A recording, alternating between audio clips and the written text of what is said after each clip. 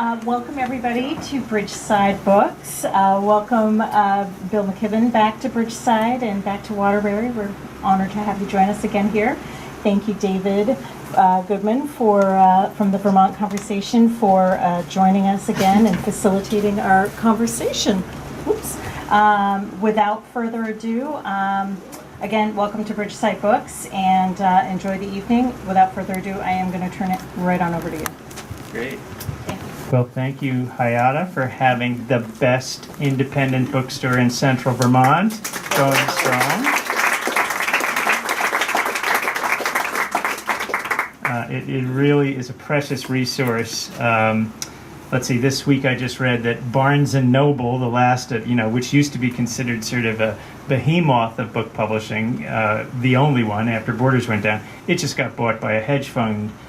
So, the world of book publishing, independent bookstores are essential. These are sacred spaces in our communities, spaces for free thinking, for, having people who know the pulse of the community and what you want. So please support this, and you support that by getting books that we'll be talking about here, among other books that we have. So this is a special treat on many levels. First of all, we have Bob Farnham here, who is known in the digital world as Bob the Green Guy, or bobthegreenguy.com. And Bob is recording, and you can see the video of this on his website afterwards. So I want to just thank Bob for bringing these words to the world. He's also, I think, Facebook Living it. Yep, it's on Facebook Live right now. Okay. And the audio that Bob will get will then allow this to become this week's Vermont Conversation on WDEV, which is every Wednesday at 1. So there will be an edited version of this conversation. And I want to say what we're going to do here, we'll do our own little conversation here for 40-odd minutes, turn it over to you all for Q&A. And I do want to remind people that author-signed books are the best Father's Day gift going. Just saying, that would be this Sunday, so you too can be a hero by handing somebody Bill McKibben's latest signed book. And you can do that tonight, and I know Bill will be delighted to sign your books. So Bill doesn't really need much introduction. But for those of you who haven't been paying attention and just came in here thinking that there was free Heady Topper or something else, that would be next door. But Bill is, of course, a internationally renowned author and journalist and co-founder of 350.org, the global climate and environmental group that has really been stirring things up since 2008 and beyond. And he is also, his title is the Schumann Distinguished Scholar in Environmental Studies at Middlebury College, which is his home base for jetting around the world. So I wanted to start by noting Bill and I have a few things in common, and I figure in the interest of disclosure it's worth noting that. We were college classmates, and we both had our first book published 7 years after we graduated college, so the pub date was the year 1989. So Bill's first book was this one, The End of Nature. It's a really lightweight book. It's a guide to where you can see natural highlights. You can see there, I think that's a solar eclipse. I think Bali is where he recommends is the best place for viewing those. Well, that's what I hoped, because my first book was also in 1989, and it's a guide to backcountry skiing in New England. And the problem for me is that if the title of Bill's book is correct, if this was really the end of nature, as he had predicted a month or two before my book came out, then I was pretty hosed. There wasn't going to be any backcountry skiing, and the things that we enjoy doing in nature were going to be an exceedingly perishable commodity. But truth be told, a lot of what I was thinking about as I was exploring the backcountry trails was the end of nature and talking about it. And I would say that Bill has been right in many of his predictions, but I have to caveat that he was wrong before he was right. What we have with Bill's new book, Falter, Has the Human Game Begun to Play Itself Out, which just came out this spring, is a bookend on the 30-year window that Bill has been writing about. And when I say that he was wrong in 1989, even he did not predict the speed and intensity of what has ensued in these 30 years. And I'll just read a little snippet from what he writes here. Bill writes, "In the 30 years I've been working on this crisis, we've seen all 20 of the hottest years ever recorded. So far, we have warmed the Earth by roughly 2 degrees Fahrenheit, which in a masterpiece of understatement, the New York Times once described as, quote, a large number for the surface of an entire planet. This is humanity's largest accomplishment, and indeed the largest thing any one species has ever done on our planet, at least since the days 2 billion years ago when cyanobacteria, blue-green algae, flooded the atmosphere with oxygen, killing off much of the rest of the archaic life on the planet. Faster than expected is the watchword of climate scientists." So, as I have been reading Falter this past week, the most unsettling thing for me, as somebody who's been reading Bill's writing for, well, longer than 30 years, because I was reading him when he was the editor of the college newspaper, but the unsettling thing is for anyone who thought with The End of Nature that he was an alarmist, that this was, saying the sky was falling. What we now know, and he makes convincingly clear, is that he has been prescient, which makes everything that he is saying now very hard to ignore. And so on that note, Bill, let's turn to how you start your book. Your book begins with something you call an opening note on hope, in which, and I quote, you write, "I have no doubt that there are other books that would offer author readers a merrier literary experience." So this kind of feels like you had this guilty feeling once you had finished that maybe you were bumming people out too much and you had to go back and stick this thing on the beginning to prepare them. Why did you put an opening note on hope in there? That's a good question. I actually wrote it at the beginning before I wrote the rest of the book because I knew where it was going. The end of the book, the fourth of 4 sections, is actually somewhat hopeful, or at least offers some ways out. But as I say in that note at the beginning, authors don't actually owe readers hope. That's not one of they owe them only honesty. But I wanted people to know that the book was being written not from a stance of despair, but from a stance of engagement, of continuing to fight and fight hard. Not because we're any longer at a point where we can stop global warming. That's not an option at this point. But we are still at a place where we think we may, if we act with extraordinary nimbleness and speed, be able to slow it down to the point where it doesn't completely cut the knees out from under civilizations. It's an open question whether we still have that capacity or not. We've obviously waited a very long time to get started, and there are an endless number of bad indicators around the planet. Some of them subtle, insidious, and long-term. We've lost 70% of the summer sea ice in the Arctic. Some of them dramatic and immediate. I was just over at Sun Common, and we were reflecting with the staff there on the fact that last fall, when those pictures emerged of, the California city literally called paradise, literally turning into hell inside half an hour, it did something to the polling data, among other things, around climate change. It sort of shook people up. So that's where we are now. 30 years ago, I was offering warnings about what was going to happen if we didn't do anything, because the science was, even in 1989, pretty clear. We knew enough about the CO2 molecule to know that it was trapping heat that would otherwise have radiated back out to space. 30 years later, since we didn't do anything, those warnings are now we're offering bulletins on, what's happening day in, day out around the planet.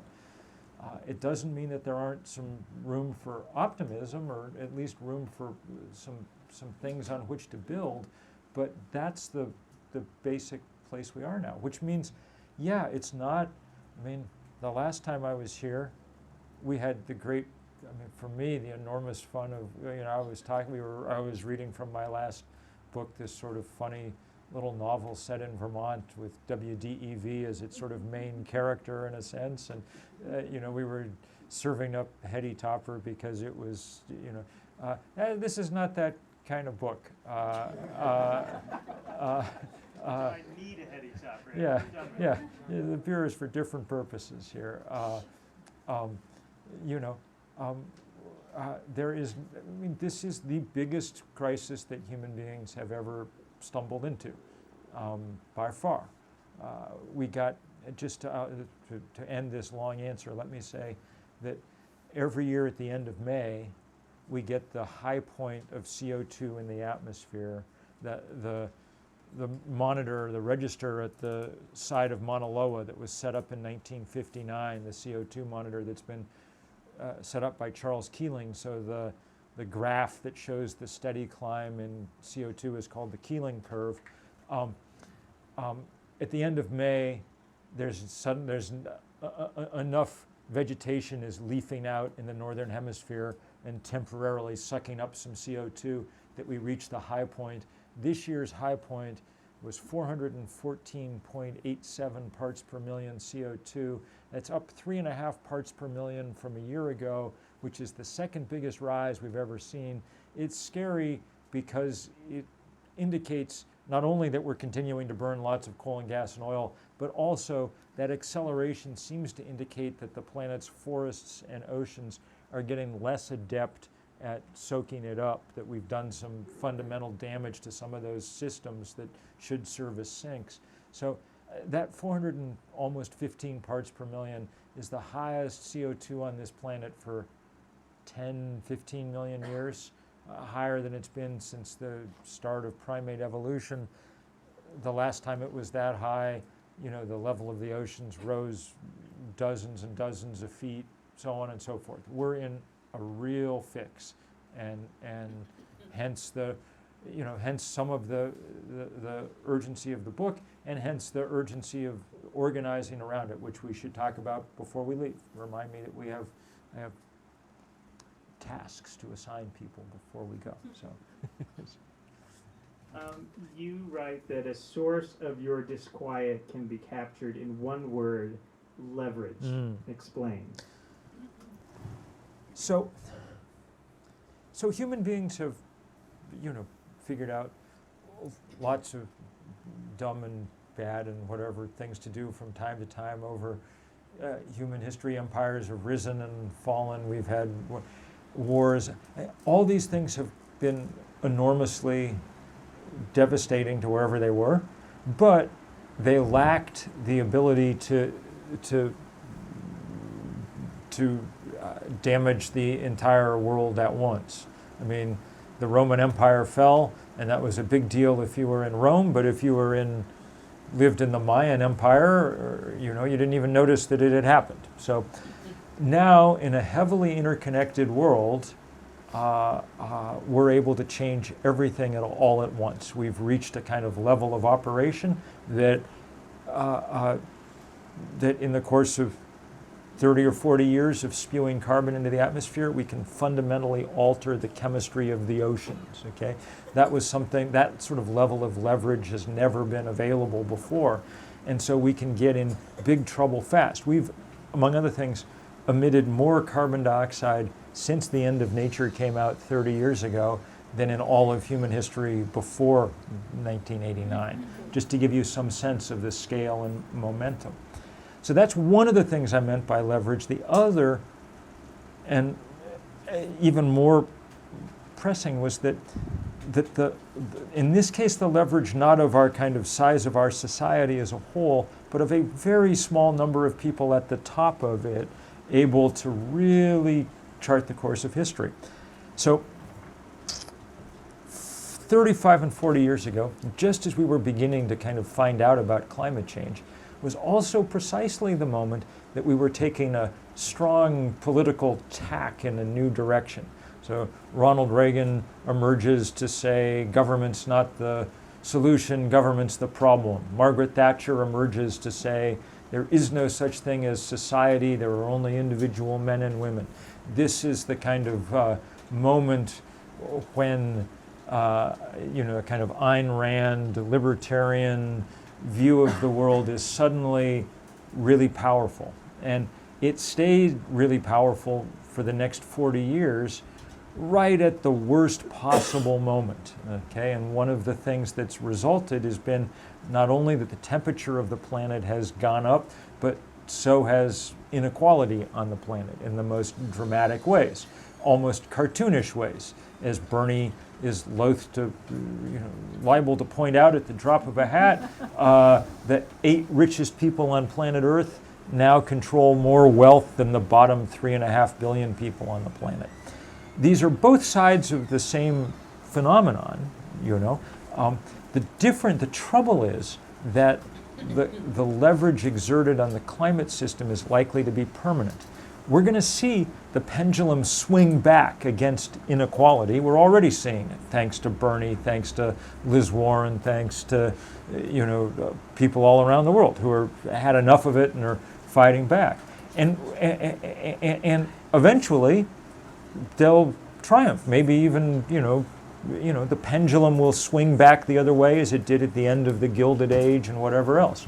The problem with climate change is that they were able to exert leverage at just the moment that may have kind of broken the back of this system.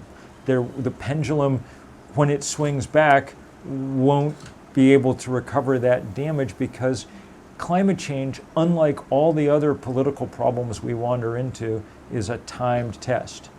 Everything else that we break, every sort of part of the human system that we break causes great problems for ordinary people. We screw up healthcare and people suffer for a decade or two and people die and people have huge bills and lose their houses and all of it unnecessary.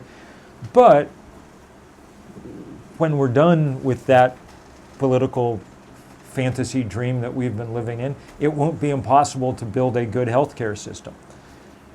It will be impossible to rebuild the climate. No one has a plan for how you refreeze the Arctic once it's melted, And so that leverage exerted by that ideological triumph in one part of the world for one short period of human history is going to be where if there are people around, they'll be able to read our moment on history in the geological record hundreds of thousands of years hence. They may not, unless someone has carefully preserved copies of my book, they may not be able to understand that it was Ayn Rand's fault, that it all happened. But they'll be able to tell, we will leave behind, unfortunately, remarkable evidence of our particular disturbed moment.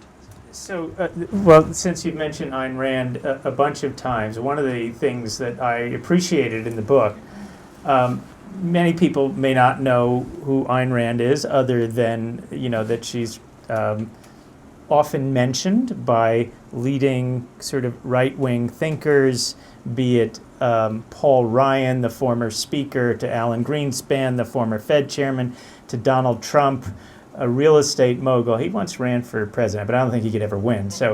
But in any case, this is this cross-cutting figure, and you take some time in your book to explain to people, it's not so important who she was, but the ideology, and you're dealing here a lot about, what is the ideology that got us in this place? So just explain what the whole Ayn Rand thing is about briefly. Well, I mean, she's the patron saint of libertarianism, of this idea that that became powerful, that markets solved all problems, that we should get out of the way of rich people and let them do their thing, and everything would work out for the best, so on and so forth. And much more than, I mean, she was important. I mean, arguably the most important, philosopher of our time. Not because her ideas are profound; they're not. Her books might as well be written in crayon, but they were incredibly congenial to the most powerful people in the world. Alan Greenspan, no kidding, the most powerful person in the world for the crucial 20 years, as chairman of the Fed, running the biggest economy on the planet. He literally was an Ayn Rand acolyte in the late 50s and early 60s. Every single Saturday night for a decade and a half, he would be in her apartment sitting at her feet as she read the latest chapters that she'd written from The Fountainhead, or Atlas Shrugged, I guess, the second one. So what's the gist of the philosophy? The gist of philosophy is greed is good, altruism is a trap, look out for your own self and nobody else. The most, and all of this actually probably wouldn't, I mean, she was probably particularly effective because she wrote novels as opposed to essays. She did write some essays, they're entirely inert.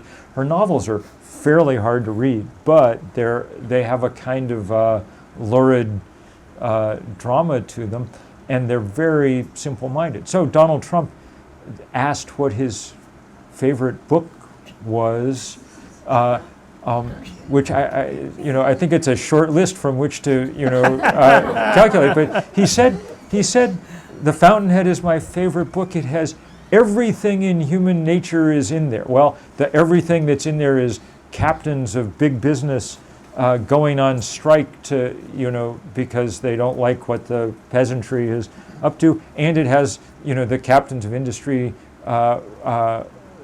The sex scenes are truly terrible. The captains of industry are basically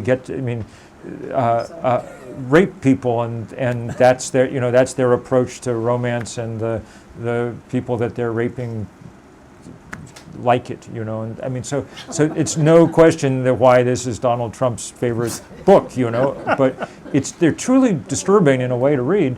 But what's disturbing really is just to understand the effect that they and many ideas like them. So I mean, look, the libertarian impulse in our time is most powerfully represented by the Koch brothers.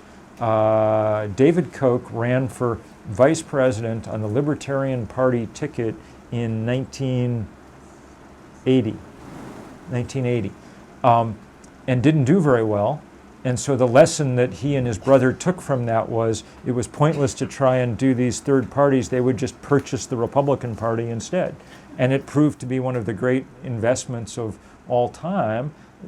Their ownership of a political party is one of the reasons we've done nothing at all about climate change. And doing nothing at all about climate change has been quite profitable for the two biggest oil and gas barons in the world. Explain who the Koch brothers are. The Koch brothers are our biggest. Taken together, the two of them are the richest man in the world, I think, or at least in North America, now that Jeff Bezos is getting a divorce. They're roughly 120 billion, 125 billion, the two of them. And they're by far the biggest political players. The network that they've assembled spent close to $1 billion on the 2016 election cycle, so more than the DNC and the RNC combined. So these two guys are, and their libertarianism, I mean, if you really want to understand them, the best book to read is Jane Mayer's remarkable book, Dark Money, which really gets at who they are. And you probably have it here. It's a classic book. But they're the exemplars of what happens when this set of ideas, so congenial to big money, recruits big money to then go game our political system. And it's why it's why Bernie is right to go on and on and on about Citizens United and so on and so forth. They're a big reason for, and not to be too U.S. centric, but in that 20 and 30 year period, right at the end of the Cold War, America really did determine the course of how the world was going. So explain what you mean when you write that the size of the board on which we're playing the game is going to get considerably smaller, and this may be the single most remarkable fact of our time on Earth. Explain what you mean by the human game that is in the subtitle and the size of the board. All right. By the human game, I just mean everything we do, dinner and art and commerce and sex and music and all the things that make the human experience so interesting and unique, and we take all of that very much for granted, but we probably shouldn't. Some part of the book that we may or may not want to discuss talks about some of the threats that come from this sort of newly emerging tech threats to this advanced artificial intelligence, human genetic engineering, things that seem to me threats sort of like climate change was 30 years ago, emergent, you can see them coming, but they're not yet. It would be nice to discuss them now instead of 30 years from now. But those things might actually take out, you can construct scenarios and science fiction writers have, where they kind of take out the human experience. Climate change probably can't do that. It probably can't kill us all off. We're an adaptable species, but it's going to kill a lot of us off, and it's going to do it by shrinking the size of the world that we inhabit. So, yesterday in Brownsville, Texas, the heat index was 128 degrees. Last summer, we had the highest temperatures ever reliably recorded on the planet. It was 129 degrees Fahrenheit, not the heat index, just the temperature, in a series of cities across Asia and into the Middle East. Some of those places along the Persian Gulf, the humidity was high enough that the heat index was close to 160 degrees. But human beings can survive at 129 degrees Fahrenheit, but only for a little while, only for a matter of hours outside, because your body can't cool off fast enough to cope with that kind of temperature. So last summer, it was the highest we've ever recorded, but the scientists, the people who make the projections, are very clear that on our current path, by the middle to latter part of the century, those temperatures will be routine, will occur dozens, if not hundreds of times a year across a vast swath of the planet that includes much of the subcontinent, the North China Plain, which is home to 400 million people, and much of the Middle East. These places will be, in essence, uninhabitable. You won't be able to go out most days and do the kind of, tend a field or whatever else. That's why the UN estimates that we can expect up to 1 billion climate refugees in the course of the century. To get some sense of what that'll mean, just think about Syria, which we understand more and more as an example of climate refugees, the deepest drought in the history of what in my schoolboy days we called the Fertile Crescent, drove 1 million Syrian farmers off their fields and into cities in the course of a single year. That seemed to be the key factor in destabilizing an already brutal and incompetent Assad regime and launching this kind of gruesome civil war that spun 1 million, not 1 billion, 1 million refugees off into Western Europe, and 1 million refugees turned out to be enough to completely discombobulate the politics of an entire continent. Meanwhile, people who've been reading Nick Kristof in the Times the last couple of weeks have seen good stories about how closely the refugee crisis in Central America is tied to climate disruption there. If you look at a map, Guatemala, Honduras, Nicaragua are the few places on Earth where there are big oceans on both sides, nearby. Oceans are heating much faster even than land. That's causing, in this case, tremendous drought across that part of the world. It's driven maybe 1 million refugees north to our border. We are all too well aware of how that's helped discombobulate the politics of our continent. So now just multiply all this by a factor of 1,000 for 1 billion climate refugees, and you get some sense of what kind of world, our children are going to inhabit if we don't get things under control very soon. I mean, so it's the size of the board on which we play the human game is shrinking because of that. It's obviously shrinking because sea level is now started a kind of inexorable but quick rise.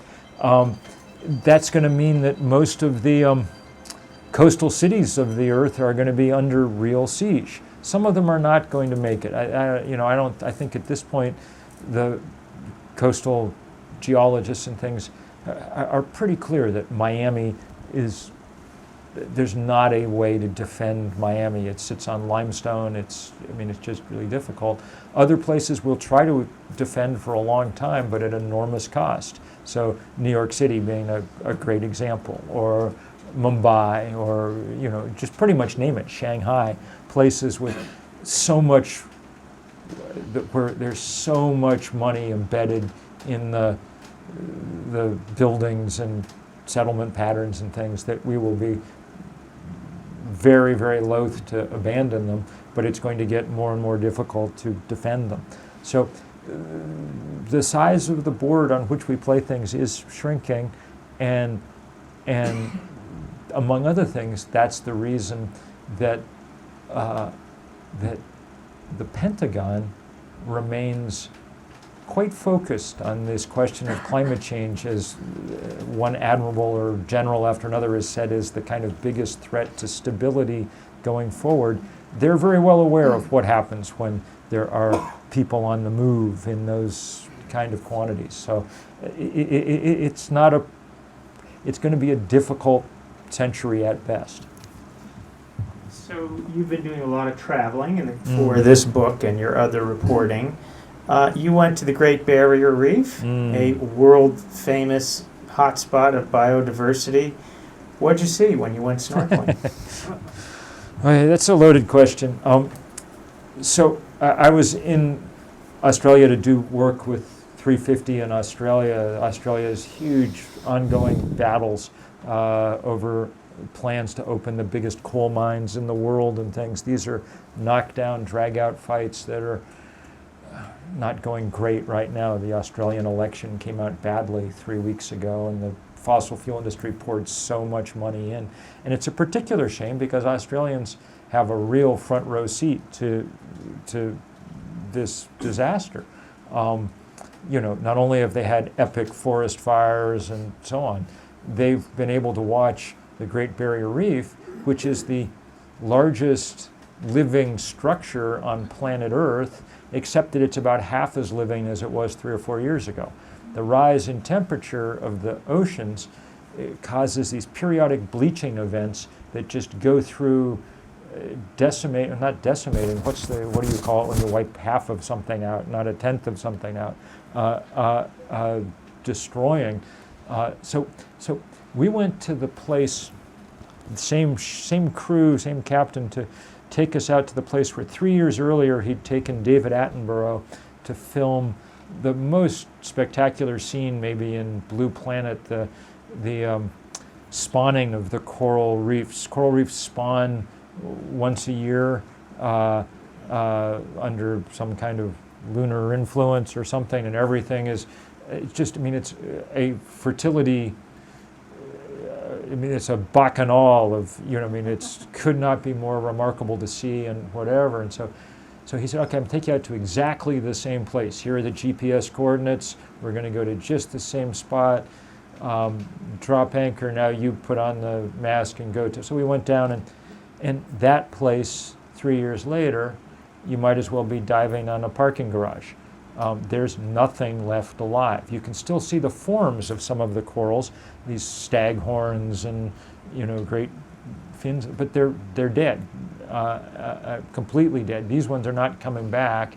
There's some places where with the first year's damage or something, you can sometimes get some regrowth and things, but these places were hit so hard that they're now just, that's that. And that is pretty staggering to look at. It helps you understand. I mean, you saw this report from the UN 3 or 4 weeks ago that we can expect 1 million species to go extinct over the next 3 or 4 decades. We've already, over the last since you and I graduated from college, the number of animals on the planet, not the number of species, the number of animals has been cut by about half. At first that was largely destruction of habitat and overhunting and whatever. At this point it's largely being driven by climate change. So I wish I had better news for you than that about this stuff. I guess I would say one of the takeaways for me from that is part of our job is to get out and spend a little time in the world around us just bearing witness to it, because it's not going to get any more intact or beautiful than it is at the moment. And so when we have stretch like we had the last few days, one job is to be out there and seeing it. We can talk about what the other jobs are. Okay, I promise we're going to get there. Yeah. But first we have to go back into the abyss. You've spent the last 30 years engaged in a debate, for the most part, over whether global warming is real. And this gets put to you all the time, and frankly, many of us in conversations we all have. This is put to us in various ways. Well, the climate change has been always changing. Yeah. You talk about this as a debate in which both sides knew the answer from the start, but one side was willing to lie. Where did climate denial come from? Because it wasn't always a thing. And that's an important part of this story, and one that I was happy to get to tell. 4 or 5 years ago, great investigative reporters at the LA Times, at the Columbia Journalism School, and at a Pulitzer Prize-winning website called Insight Climate News, began doing really remarkable reporting. They found a lot of whistleblowers, and they did a lot of archival research in sort of dusty document deposits, various places. And what they proved beyond any doubt was that the fossil fuel industry knew everything there was to know about climate change in the 1980s. If you think about it, it makes great sense. I mean, Exxon's the richest company on Earth by far. It has great staff of scientists, and its product is carbon.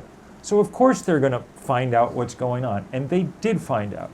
Their scientists did a good job, produced forecasts that are almost uncanny in their accuracy about how much and how fast it was going to warm. Some of the best forecasts really from that whole period, because they had access to the most resources to do the work. And the executives at places like Exxon believed their scientists. They were used to believing them about everything, where to look for oil, whatever else. They believed them. Exxon started building every drilling rig that it built to compensate for the rise in sea level that they knew was coming. Okay? What they didn't do was tell any of the rest of us. Just the opposite. Beginning in about 1988 or 89, just as the end of Nature was coming out and as Jim Hansen was testifying at Congress, they put together across this industry, they started investing ultimately billions of dollars in this architecture of deceit and denial and disinformation. They went out and hired people who had worked for the tobacco industry during the tobacco wars. They even found people who'd been in the PR firms and things that had smeared Rachel Carson in the 1960s. And they built together this series of front groups and so on to spread what they knew was utter nonsense. But it worked. Propaganda works if you have enough billions of dollars to put behind it. So we went from 1988, when the Republican president of the United States, George H.W. Bush, before this barrage of propaganda, confronted with the science, said, well, we must solve the greenhouse effect with the White House effect, and we're ready to go to work. That was good. Well, fast forward 30 years, so the science has gotten 100% more robust than it was in 1988, but because we've been lying about it all the time, the current occupant of the White House operates under the belief that climate change is a hoax manufactured by the Chinese. A point of view delusional enough that if you were sitting on a public bus next to someone muttering this, you would get up and change your seat, But that's what happens when you're able to apply that kind of money to that kind of lie. And it is the most consequential lie almost certainly in human history because it cost us 30 years. Those were the 30 years that we desperately needed to be hard at work. And if the sort of man in the high castle alternate history here is, let's say Jim Hansen testifies before Congress in the June of 1988, and that night Lee Raymond, the CEO of Exxon, goes on the CBS Evening News and says, our scientists have found the same thing, which seems, by the way, the absolute least that any moral or ethical system you can imagine would require him to do. If that happens, no one says, Exxon, they're a bunch of climate alarmists, pay them no attention, Everyone says, damn, we've got a problem now. We best go to work. And we go to work for 30 years. And we don't, we haven't solved the problem entirely, but by this point probably, because it's a big problem, but we're well on the way there. 30 years ago, there were small things we could have done that would have made a huge difference. A modest price on carbon 30 years ago would have steered the giant ship that is the global economy 2 or 3 degrees to starboard. And in the course of 30 years, that would have sailed us into an entirely different ocean, Instead, we not only went full speed ahead, we accelerated in the direction we were going, which means now that to cope with this, we have no easy solutions, no modest steps you can take that make enough difference. We only have very difficult things to do. We have some advantages. The engineers over the last 10 years have done their job and dropped the price of a solar panel 90% or so. So that's an opening. It gives us hope. I was just over at Suncom and talking to all the staff over there, just saying, thank you. And we need, you're the kind of shock troops of this fight. You're the ones who are on the ground getting the job done. But that we're only doing it now, not 30 years ago, is an extraordinary problem. So, as you alluded to earlier, as people wind their way on this journey through the climate world, they're going to take a detour into the world of artificial intelligence, genetic engineering, and gene editing. Why is this part of your concern? Well, as I said before, these are things that also offer a challenge to this ongoing human game. And we don't have time to discuss it sort of great length, but suffice it to say that one of the reasons that they're interesting to me is not only that they're intrinsically interesting, and they really are, trying to understand a little bit about what it means to, in October, a Chinese doctor produced the first 2 designer babies in human history. The scientific community has actually reacted pretty well to that and has been trying to put a moratorium on this work going forward to understand why and to understand the kind of threats to human meaning that come when you start treating people as products is something I wanted to do in the book. But I also wanted to do it because I was interested in the fact that the sort of linkage between the kind of Kochs of the world and the fossil fuel barons, that sort of old school libertarians and the new school libertarians of Silicon Valley. These guys are culturally completely different. They're socially progressive, whatever. But Ayn Rand is as much a god in Palo Alto as she is in Palm Springs, where the Kochs put together their network every year.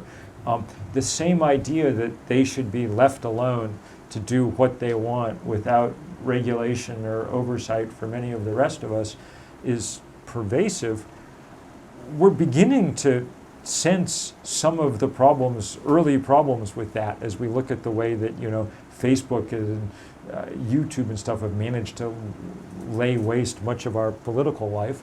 And it's very good to see a kind of challenge being mounted to it. I think Senator Warren's declaration that it was time to break up the big tech companies may be the single most, useful idea to come out of this presidential cycle in a lot of ways. But one needs to understand their extraordinary power and where it comes from. And as I say, my hope with all of that only is that we decide to have this conversation about whether or not we want to go down that road in advance before we've actually gone all the way down it, instead of 30 years later when we're trying to somehow retreat back down a path we've already gone down. So that was the hope in writing that part of that book. So, solutions. You talk about two technologies holding the key to our salvation as a planet and a people. Tell us what they are. The conceit of the last part of the book was that there were two great inventions that came out of the 20th century that might really help here. The first is the solar panel, and for obvious reasons, and I was saying before at Sun Common, we have less of a sense of just what a miracle it is, because for us, it replaces other kinds of power. We're already going to have electricity.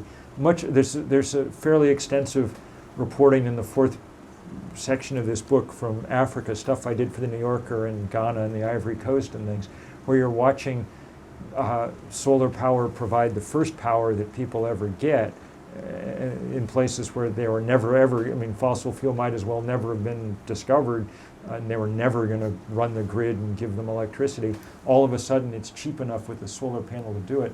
And then you get a real sense of, that you talk to a doctor who spent his whole career trying to deliver babies with a flashlight stuck in his teeth, and now he has a refrigerator that can store vaccine. The change is so immediate and so palpable, and that you really have the sense we lack of what a miracle a solar panel is. You can point a sheet of glass at the sun, and out the back flows light and cold and information and modernity, and I was saying before that's Hogwarts scale magic, and we should be employing it. Our only task for the 21st century should be to make sure we employ it every possible place it could be. That should be what we should be rallying around. That we're not, obviously, has largely the result of the efforts of the fossil fuel industry to keep us from doing it. They obviously hate solar energy for precisely the reason that everybody else likes it. That once you have the solar panel up on your roof, the sun delivers your energy for free. If you're Exxon, and you've prospered by making everybody write you a check every month for 100 years for your energy supply, this is the stupidest business model imaginable. Free energy, why would we want that? So we will take our riches and stomp it out.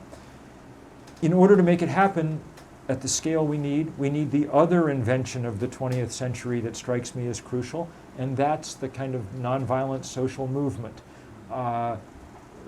The 20th century saw the suffragettes, it saw Gandhi, it saw Dr. King, it saw a million other people begin to refine this idea that we could build movements that would allow the small and the many to stand up to the mighty and the few, whether it's the British Empire or Exxon,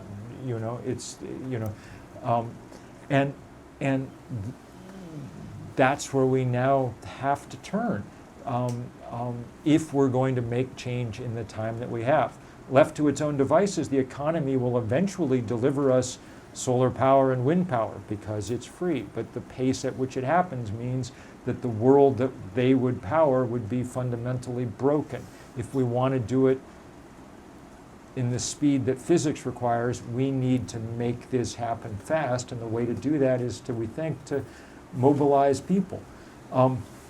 That's why we started building 350.org a decade ago. It's gone pretty well in certain ways.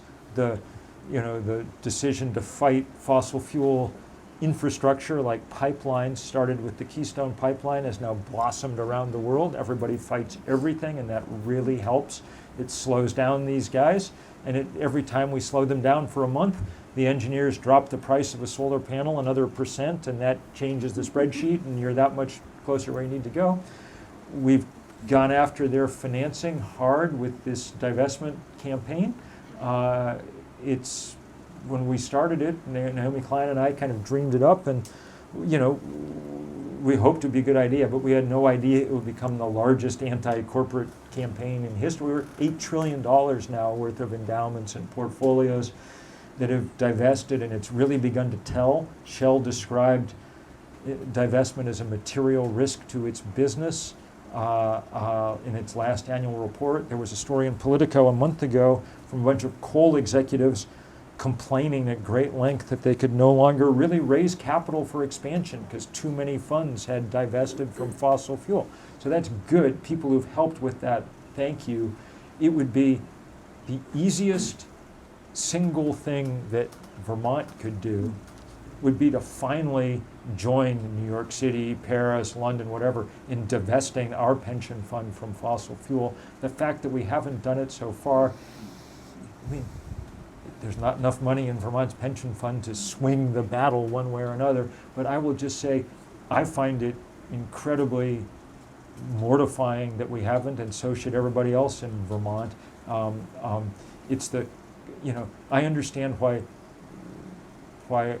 we're slow to do some things, although I think the legislature is experimenting now with slowness at a pace that's truly embarrassing. But this one's easy, on the list of things that people have to do to deal with climate change. Selling your Exxon stock is pretty much on the easy end of the scale, especially since you make more money once you've gotten rid of it than you did anyway. So the foundation for this movement is we've built over the last 10 years, and in the last year we've really seen it take off in all kinds of ways. The Green New Deal thing is terrific. The young people who started it from the Sunrise movement are almost to a person veterans of the campus fossil fuel divestment campaigns. They graduated, they wanted to know what to do next. They started this Sunrise movement thing. They got Alexandria Ocasio-Cortez on board. They are doing fantastic work. It's a good thing. Some people saw in England the rise in the last few months of this group, Extinction Rebellion. They shut down with civil disobedience much of central London for a week, and it had a really good effect. British people, perhaps tired of talking about Brexit all the time, suddenly decided that climate change was the biggest issue. The Tory-led Parliament passed a climate emergency declaration, the first of these that any nation has passed, which will be a really helpful legal tool if nothing else. Most beautifully has been the rise of these school strikes that Greta Thunberg began last September in Sweden and that have spread around the world now.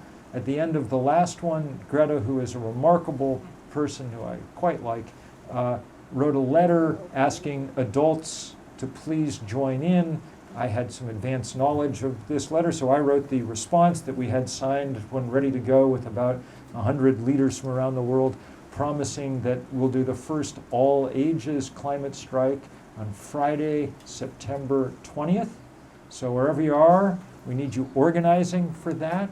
We need you shutting your stores, closing your businesses, leaving your retirement community, whatever it is you're doing to get out and rally and make some noise. That kind of work is very useful politically. Changing the zeitgeist really helps. And it's also necessary morally at some level, if for no other reason than there's something somewhat embarrassing about making 14-year-olds shoulder most of the burden for dealing with this crisis.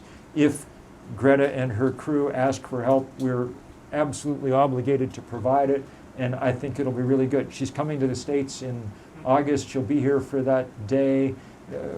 Some of us will be in New York, at the United Nations, and then down on Wall Street, trying to make as much of it as we can. But we need, we need everything. Everybody figuring out how to make some noise. Waterbury among them. I don't know quite. It would be. There's got to be some way for Waterbury's great industry, craft brewing, to figure out how to grind things to a halt for a few hours and make a statement that really tells,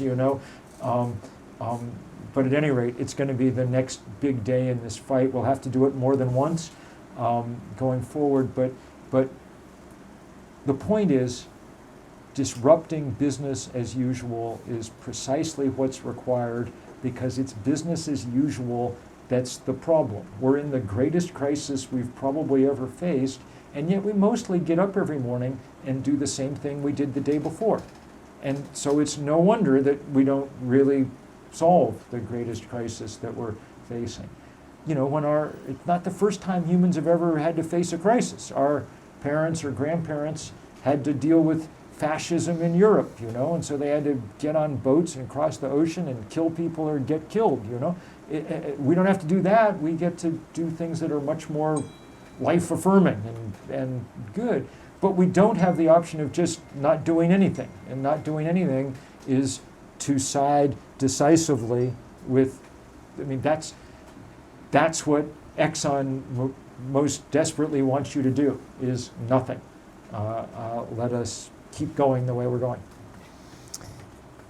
This commitment that so many activists have made to make the world a better place or save the world, including you in the countless volunteer hours and the fact that you've been personally surveilled and harassed by the fossil fuel industry that has set up camp near your house in Ripton, only to have some attentive neighbors let them know they were unwelcome, I believe. I think they'd also have a problem in keeping up with you on the ski trails, so that will always be your advantage when you make your big getaway. What gives you hope, Bill? Well, so this is a chance to return to the really important book that we were discussing, classic backcountry skiing in New England. Look, we're incredibly lucky. We have this beautiful world to inhabit, at least for the moment, and for me, that's a crucial part of how we keep going and what we do. For me, it's the source of great strength, and what fun it was to have an actual close to old school winter this year. Take no snowstorm for granted is my advice. Make full use of it, because it's a great pleasure that clearly is we're not going to have as much of, if at all, in the future. But what gives me hope is just that there's lots and lots of people coming together to do this work, and I don't know whether there'll be enough, and I don't know whether it'll be in time, and no one knows. This is a different kind of crisis than we've faced in the past because it comes with a time limit. So Dr. King could always say at the end of talks, always would say, quoting, I think, from the Massachusetts abolitionist Theodore Parker, he'd say, "The arc of the moral universe is long, but it bends toward justice." So translated, this may take a while, but we're going to win. All right? The arc of the physical universe is short, and it bends toward heat. If we don't win soon, we don't win. So that's the stakes. That's the thing that makes it so hard, but it's also the thing that's concentrating people's minds and bringing people into the streets and allowing people to do this work. I feel guilty asking people to disrupt their life even for a day. I feel guilty always when I have to go recruit people to go to jail, so on and so forth.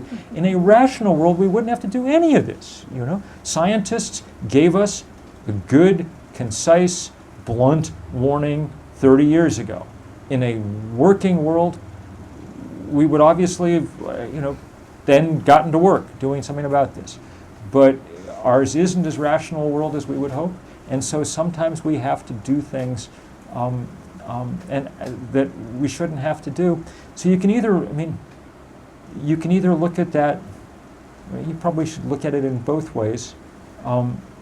It's a burden to have to do this, for all of us to have to do this kind of work. But there's also a certain way, it's a certain honor for all of us to get to engage in this kind of work, Very few people in the course of a lifetime get to say at any moment, I'm doing the most important thing I could be doing on the world right now. There's nothing I could think of that would be more important. Well, if you're engaged in this fight, then you get to say that. And that's, if nothing else, a good place to be. So, David, enormous thanks to you for keeping this conversation literally going in Vermont year after year, and you and your whole family keeping it going on many fronts. And many thanks to the bookstore. It's really good again to be here at Bridgeside. One of the things I've written a lot about is local economies. I can tell you from having traveled around the country to bookstores for 3 decades that communities that took their local bookstore for granted no longer have a local bookstore. So don't take it for granted. Friends, do not let friends buy their books from Amazon. But mostly just thanks to you all. I mean, the planet's now running in a horrible fever. Y'all are the antibodies that fever has mobilized to try and fight off the infection at its root. That doesn't necessarily mean we're going to win. Sometimes people get fevers and have an infection and all the antibodies rally and they still die, so that's one of the possible outcomes here, okay? But the other one is that we do everything we can and it'll be enough to pass this fight on to the next generation of people. That's probably the best we can hope for at this point, keeping things under control enough that someone else in the future will continue to have some reason and opportunity to fight for them. But that's more than enough reason to fight, That's a useful thing to fight for, so thank you all enormously for doing it.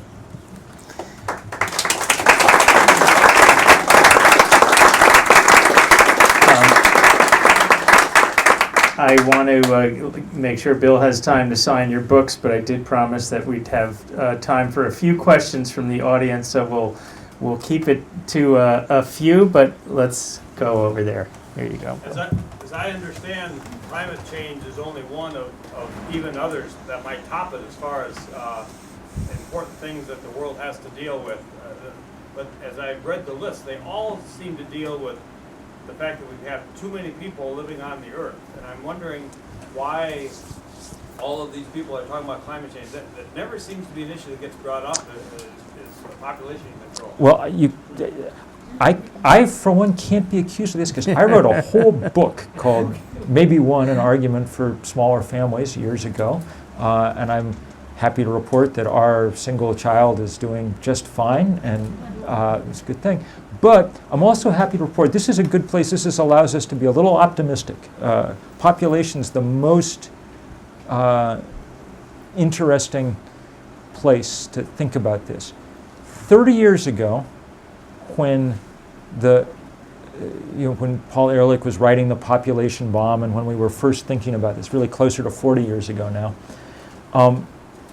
people thought that there would just be an endless exponential increase of human beings till they just overwhelmed the planet and so on, and saw no way out. Happily, when people went to work, they found ways out. Most of that work was done in the developing world, and what they figured out was that educating women and empowering them to one degree or another caused fertility to drop like a rock. So the average woman 35 years ago on this planet had 6 children, and that number is now 2.3 and continuing to fall. It turns out that given some say in the matter, most women don't want to have 6 children, okay? And so there's probably been no single trend that's changed more in a shorter period of time in human history. Yes, the population continues to go up because there's a certain amount of momentum built into demography. So there's enough people coming into their childbearing years that even if they're having 1 or 2 kids, the total population is continuing to go up, but it won't for too much longer. We think that we're going to top out someplace 9.5, 10 billion, someplace middle of the century, then plateau and go down. It's true that adding another billion or 2 people to the planet won't help matters, but there's not much one can do about it at this point beyond making sure that there's contraception available for all the places that there should be and things. And it's not the thing that's driving climate change at this point, because the population growth that is coming comes almost entirely in places that use so little energy that they can't cause this trouble. I told you I was in Tanzania for the New Yorker, so I was looking at the numbers. The average American family uses more energy between the stroke of midnight on New Year's Eve and dinner on January 2nd than the average Tanzanian family uses in a year. Okay? So you could, as far as climate change goes, you can have, the Tanzanians are a rounding error. It's not their fault. And won't be. So for me, it's a very good sign that humans, when they put their minds to things, can actually make very large change in a very short period of time. We don't know quite what the equivalent of female education and empowerment is. Maybe it's some serious price on carbon that reflects, back at us all the time, or whatever. But if anything, you would have thought fertility would be hard to change because it must be hardwired in some Darwinian biological fashion, but in fact it turns out to be highly plastic.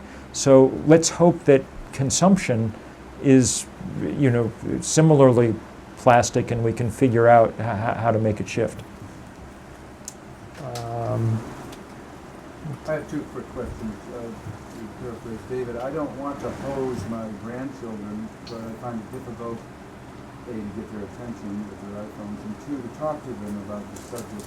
Second question, I understand that agribusiness, the production is a big contributor, which you haven't mentioned, and it's kind of a silent partner. Yep. So the first thing about grandchildren and kids is mostly they're well aware of what's going on and doing good work, and they have lots of peers now to turn to sort of see how to do that good work. I was in Hardwick the night before last, and there was terrific young woman from Hazen School who had been organizing the climate walkouts there. There's a network of kids across Vermont. Often, sad as it is to admit, young people are more likely to listen to their peers than to their parents and grandparents about things. So that's good. Spread the news and be receptive when they ask you to do things. So that'd be good. Yeah, agriculture is a player here. We think about 18% of emissions are tied to agriculture, so that's a big chunk, probably the second biggest chunk after direct fossil fuel combustion. A lot of it's from deforestation, as we take down rainforests in order to have more pasture land and things. And some of it's just from methane emissions from cattle, from the energy it takes to grow the corn that we currently feed into so all those things. So one way to attack that would be to just sort of mount a big campaign to get people to be vegans and things, which is a useful thing to do. And people should eat lower on the food chain, no question. And the only reason I don't spend my time doing it is I think it's a pretty low leverage campaign. That is to say, 0.5% of Americans are vegans now. If we campaigned like hell, I bet we could get it to 5% in a decade. That would be an order of magnitudes, that'd be good campaigning, take to do that. And then you'd have 5% of people, 18% of their emission. It would make a difference, but it wouldn't make any kind of decisive difference, all right? So that's why we try to figure out less about what humans should do with their individual lives and more about how to change if you can get 5% of people engaged in the fight to change the basic rules of the economy and political system under which we operate, that's usually enough. 5% applied to a political system turns out to be an enormous amount because apathy cuts both ways. It takes huge amount of effort to get 400,000 people in the street in New York chanting about climate change, but the one thing you don't have to worry about is that the next day there'll be 400,000 people chanting for more fossil fuel. Apathy in that sense becomes our friend. So if we can do that, if say there was a stiff price on carbon, one of the things that would happen is that the agricultural industry would change quickly. It's developed the way that it has because it has access to unlimited amounts of very cheap fossil fuel. And if that were not the case, if we were keeping track of the methane emissions from fertilizer factories, on and on and on, we'd shift that fairly fast, or at least have some chance of doing it. So that's what I look for leverage. The other reason that agriculture is hard, I got to say, is that when we fight with the fossil fuel industry, we're fighting with people of enormous power, but it's a very limited target set. There's 20 huge companies that we somehow have to bring to boot and 10 huge banks that are funding them. And if we can do that, then we can make huge progress. Agriculture, one of the problems is that there are like literally a billion farmers on Earth, and figuring out how you make change that scales quickly across that many places with that much sort of deep-rooted cultural and economic tradition and things is daunting. People are working on it, and there's good work being done on it, and you can Google, some of it in Vermont, carbon farming. The French have passed a law to demand an increase, incentivize an increase of some 0.1% or something each year in the amount of organic carbon in the soil. Those are working, they're useful, they can be a big help, but it's not a panacea. It's not going to happen at really rapid speed. It doesn't excuse us from the basic job of shutting off the flow of carbon into the atmosphere. Okay, I think we're going to call that enough for the open session. You can continue to chat with Bill while he's signing books. And Bill, I want to thank you for yet another contribution to making the world a better place. I also am quite sure that you had a hand in the Red Sox winning the World Series last year, which kept us all sane, even while environmental things and political things drove us insane. So thanks for all you do, brother. Jasper played a much larger role in that outcome. But we should say, as long as we're here, that the other job of everybody today is just to say a prayer for Big Papi, who was one of the great souls to ever inhabit New England, and brought us an immense amount of pleasure. And as we live in a world of crisis, we also live in a world of great beauty and meaning and all of that. So one of our jobs, as I said before, is to enjoy it. And so there you are. Great. Thank you.